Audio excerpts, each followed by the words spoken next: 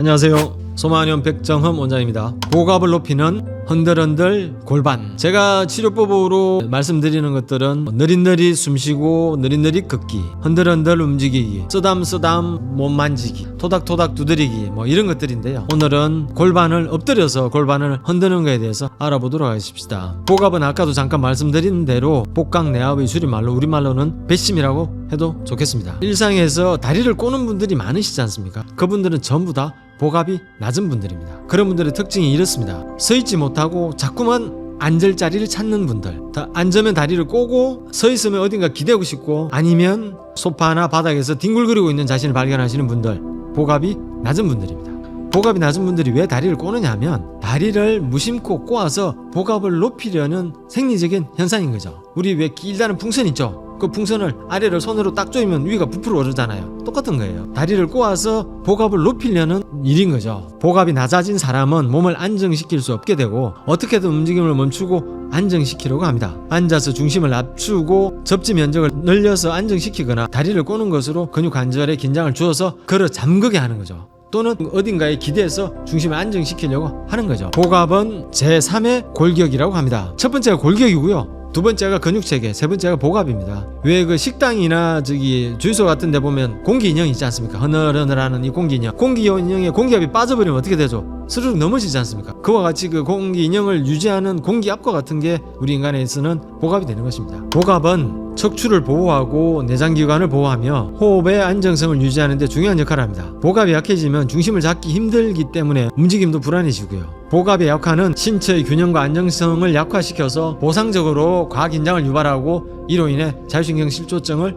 초래할 수 있습니다. 자율신경 실조증 발생기 전에 제일 첫 번째예요. 이게 배꼽 아래 단전 부위에 힘이 하나도 없다고 그러지 않습니까? 그게 복압이라고 생각하시면 돼요. 그게 힘이 하나도 없으니까 몸을 지탱할 수 없고, 몸을 지탱할 수 없으니 목어깨를 지탱하게 되고 과긴장 유발하게 되고 호흡 짧아지고 자율신경 실조증이 오는 겁니다. 제발 이걸 좀 알아주시면 좋겠습니다. 복압을 누가 주관하느냐 하면 뇌간이 주관한다는 거예요. 복압을 높이기 위해서 플랭크를 하거나 다리 들었다 내리기를 하거나 많이들 하시는데, 그런다고 해서 복압이 높아지는 게 아니고 식스팩, 복직근만 커지고요. 복압은 오히려 떨어집니다. 복압을 좋게 만드는 건 뇌간이 한다고. 뇌간. 자율신경의 중추는 어디?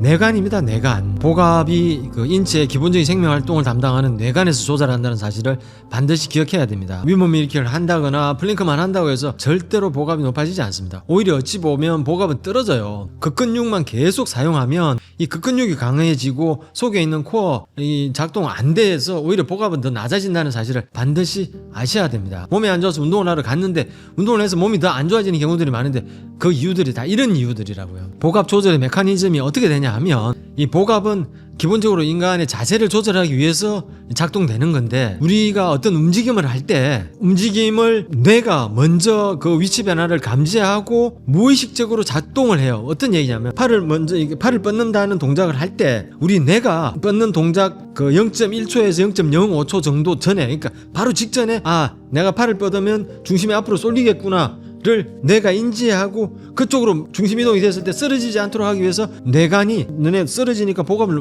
높여라고 신호를 준다는 거죠. 그런 식으로 복압이 조절된다는 거예요. 자세 조절은 호흡이나 땀을 흘리는 것과 마찬가지로 당연하게, 그러니까 자율적으로 이루어지는 것이죠. 그 당연한 것이 무의식인 거고요. 자세가 엎드려져 있는 사람은 자세에 대한 의식, 인식이 부족한 것이 아니고 복압이 저하되어 체감, 몸통의 기능이 떨어져서 균형을 잡지 못하는 것이죠. 그래서 그 복압을 높이기 위해서 의식적으로 무언가를 할 필요가 없다는 거죠. 애기들은 의식적으로 무언가를 해서 애들이 복압이 높은 게 아니고 그냥 태어날 때부터 기능을 가지고 태어나는 거죠. 어른이 되면서 그 기능을 잃어버리는 거예요. 자세를 바로 하기 위해서 의식적으로 자세를 바로 해야지, 등을 펴야지, 가슴을 내밀어야지 하는 순간 복압은 떨어져 버린다는 거예요. 명심하시길 바랍니다. 엎드려서 골반을 흔들어 복압을 높이는 방법에 대해서 알아보도록 하십시다. 복압을 회복하려면 자세를 조절하는 뇌간에 좋은 감각, 기분 좋은 감각을 주는 것이 중요합니다.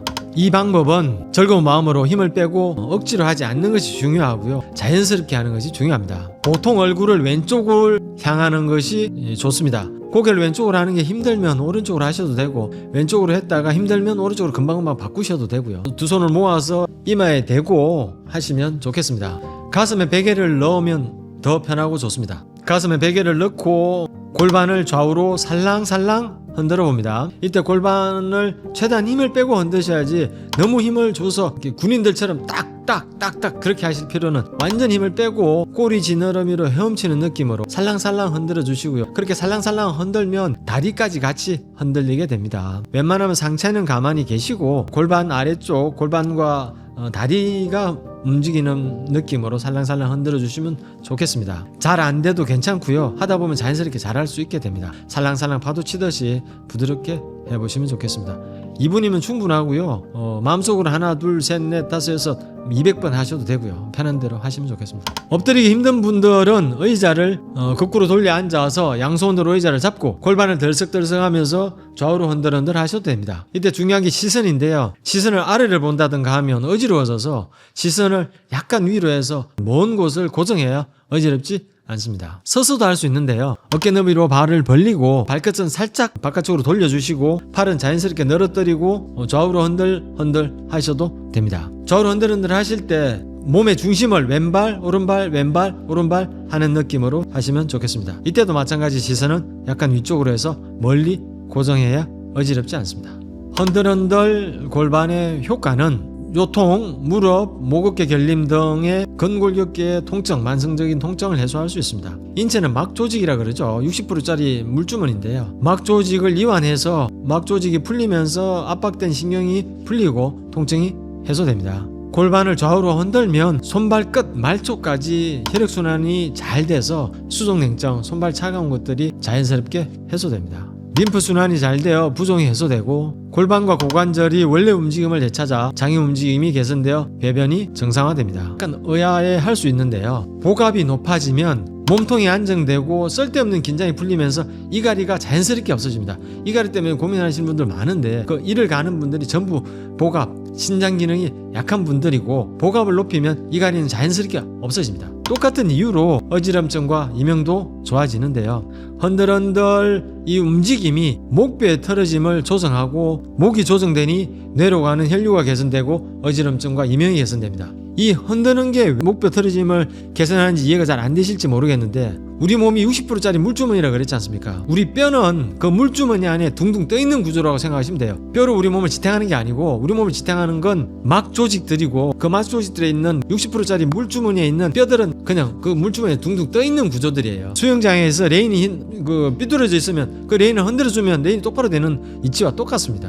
그래서 그 척추를 흔드는 이 골반을 흔들어주는 이 치료가 제가 제일 좋아하는 치료예요. 척추를 좌우로 살랑살랑 흔들어주면 척추 자체가 바로 되고 상부경추 목뼈 1, 2번도 틀어짐이 자연스럽게 조정되어 어지럼증, 이명, 자율신경 실조증으로 제일 힘들어하는 부분들이잖아요. 자연스럽게 개선이 되는 것입니다. 골반 주위가 부드러워져서 자궁과 난소의 기능이 개선되어 생통도 해소되고요. 뇌관이 활성화되어 잠들기가 수월해지고 호흡, 섭식, 기분까지 상쾌해집니다. 이 골반 흔들기는 잠들기 전에 하시는 게 가장 좋습니다. 잠들기 직전에 잠자리에 누워서 하시면 수면의 질이 굉장히 좋게 개선되리라 확신합니다. 뇌와 몸을 감싸는 막조직이 이완되어 온몸의 세포가 활성화되고 따라서 면역력과 자연치유력이 저절로 향상됩니다. 복압이 높아지면 자연스럽게 당연히 팔다리를 자유자재로 움직이게 되고 운동능력, 퍼포먼스는 향상됩니다. 운동능력을 올리기 위한 제일 편한 방법이 되겠습니다. 복압이 높아지면 나이 들면 배만 나오는 올챙이 배 점점 줄어듭니다. 살은 안 빠져도 복압이 높아져서 배는 줄어들고요. 혈액과 림프순환 개선과 부종 해소로 체중 감소도 됩니다. 이처럼 엎드려서 골반을 흔드는 흔들흔들 골반 체조는 이 간단한 움직임의 반복만으로도 자율신경 실조증 치료에 많은 도움을 줄 수 있습니다. 마지막으로 주의사항입니다. 식사하시고 바로 하시면 부담되니 식사하시고 최소 30분 이상 지나서 하시는 거 잊지 마시고요. 처음부터 2분 너무 채우려고 안 하셔도 되고요. 30초, 1분, 1분 30초, 2분 이런 식으로 조금씩 늘려가시면 좋겠습니다. 골반을 흔들다가 어딘가 불편함이 있으면 뭐 그럴 일이가 별로 없겠지만 혹시라도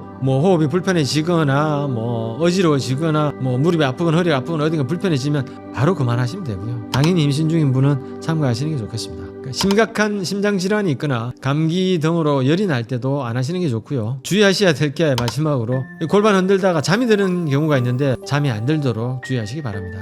흔히들 한의학은 현대의학과는 달리 병의 근본 원인을 살핀다고 합니다. 코어가 병의 근본 원인이라고 생각합니다. 또 말 그대로 코어는 치료의 핵심입니다. 겉근육이 아닌 속근육, 병소가 아니라 복압, 무슨 염증이 아니고 단전, 신장의 기운, 삶을 변화시킬 수 있는 잠재의식이 코어입니다. 코어를 강하게 하면 이런저런 병들이 의외로 쉽게 낫는다는 사실에 놀라게 되실 겁니다. 그리 어렵지 않고 그리 오래 걸리지도 않을 겁니다. 원인을 특정할 수 없는 자율신경 실조증을 비롯한 여러 만성 난치성 질환으로 고통받는 분들께서 튼튼한 코어를 회복하여 건강한 삶을 되찾으시기를 진심으로 기원합니다. 확장된 의미의 코어를 튼튼하게 하면 자세, 호흡, 움직임, 기운, 마음의 5가지 건강의 요소가 정상적으로 작동하게 되고 그 어떤 병도 무섭지 않는 몸으로 변하실 겁니다.